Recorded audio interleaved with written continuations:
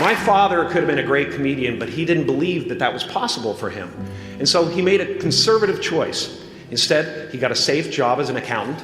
And when I was 12 years old, he was let go from that safe job. And our family had to do whatever we could to survive. I learned many great lessons from my father, not the least of which was that you can fail at what you don't want. So you might as well take a chance on doing what you love. It's not the only thing he taught me, though. You know, I watched the effect of my father's love and humor and how it altered the world around me. And I thought, that's something to do. That's something worth my time. It wasn't long before I started acting up. You know, people would come over to the house and they'd be greeted by a 7-year-old throwing himself down a large flight of stairs. They would say, "What happened?" And I would say, "I don't know. Let's check the replay." I'd go back to the top of the stairs and come back down in slow motion.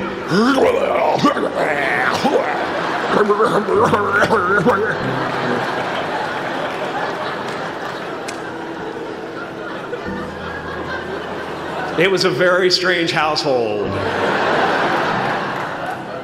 My father used to brag that I wasn't a ham, I was the whole pig. And he treated my talent as if it was his second chance. When I was about 28, after a decade as a professional comedian, I realized one night in LA that the purpose of my life had always been to free people from concern, just like my dad. And when I realized this, I dubbed my new devotion the Church of Freedom from Concern. The Church of FFC.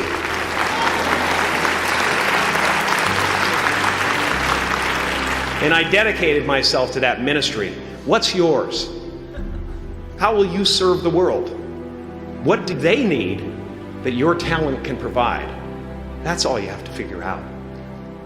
As someone who's done what you're about to go and do, I can tell you from experience, the effect you have on others is the most valuable currency there is. Because everything you gain in life will rot and fall apart, and all that will be left of you is what was in your heart. My choosing to free people from concern got me to the top of a mountain. Look where I am. Look what I get to do. Everywhere I go.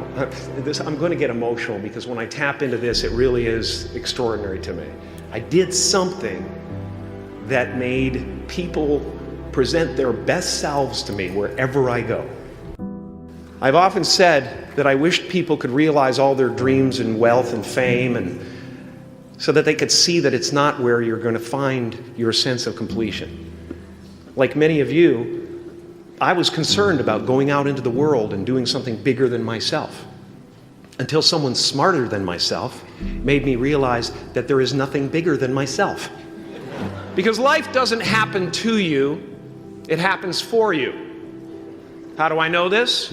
I don't, but I'm making sound, and that's the important thing. That's what I'm here to do. Sometimes I think that's the only thing that's important, really, you know? It's just letting each other know we're here. Reminding each other that we're part of a larger self. Your job is not to figure out how it's going to happen for you, but to open the door in your head. And when the door opens in real life, just walk through it. And don't worry if you miss your cue, because there's always doors opening. They keep opening. And when I say life doesn't happen to you, it happens for you, I really don't know if that's true. I'm just making a conscious choice to perceive challenges as something beneficial so that I can deal with them in the most productive way. You'll come up with your own style. That's part of the fun. Oh, and why not take a chance on faith as well? Not religion, but faith. Not hope, but faith. I don't believe in hope. Hope is a beggar. Hope walks through the fire and faith leaps over it.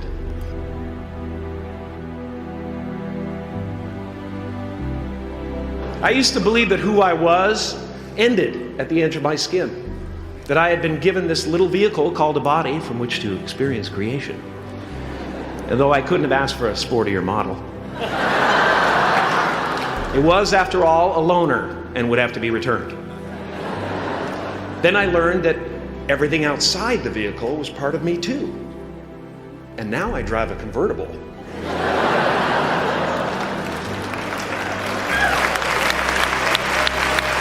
Yeah, man. Top down, wind of my hair. Woo! I am elated and truly excited to be present and fully connected to you at this important moment in your journey. I hope you're ready to open the roof and take it all in. You are the vanguard of knowledge and consciousness, a new wave in a vast ocean of possibilities. On the other side of that door, there's a world starving for new ideas, new leadership. I've been out there for 30 years. She's a wildcat. Oh, she'll rub up against your leg and purr until you pick her up and start petting her, and then out of nowhere, she'll swat you in the face. It can be rough out there, but that's okay, because there's soft serve ice cream with sprinkles. I guess that's what I'm really trying to say here today. Sometimes it's okay to eat your feelings. Now, fear is going to be a player in your life, but you get to decide how much. You can spend your whole life imagining ghosts, worrying about the pathway to the future, but all there will ever be is what's happening here, and the decisions we make in this moment, which are based in either love or fear. So many of us choose our path out of fear disguised as practicality. What we really want seems impossibly out of reach and ridiculous to expect, so we never dare to ask the universe for it. I'm saying I'm the proof that you can ask the universe for it. Please.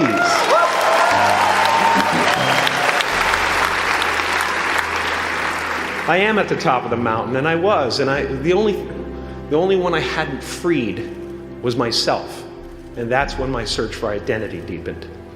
I wondered who I'd be without my fame. Who would I be if I said things that people didn't want to hear? Or if I defied their expectations of me? And that peace that we're after lies somewhere beyond personality, beyond the perception of others, beyond invention and disguise, even beyond effort itself. You can join the game, fight the wars, play with form all you want, but to find real peace, you have to let the armor go. Your need for acceptance can make you invisible in this world. Don't let anything stand in the way of the light that shines through this form. Risk being seen in all of your glory. My soul is not contained within the limits of my body. My body is contained within the limitlessness of my soul. Now I'm always at the beginning. I have a reset button, and I ride that button constantly. Once that button is functioning in your life, there's no story that the mind could create that will be as compelling. The imagination is always manufacturing scenarios, both good and bad, and the ego tries to keep you trapped in the multiplex of the mind.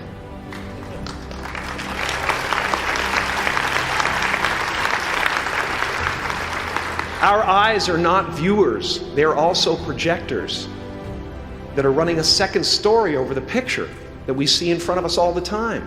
Fear is writing that script, and the working title is, I'll Never Be Enough. I had a substitute teacher from Ireland in the 2nd grade that told my class during morning prayer that when she wants something, anything at all, she prays for it and promises something in return, and she always gets what she wants.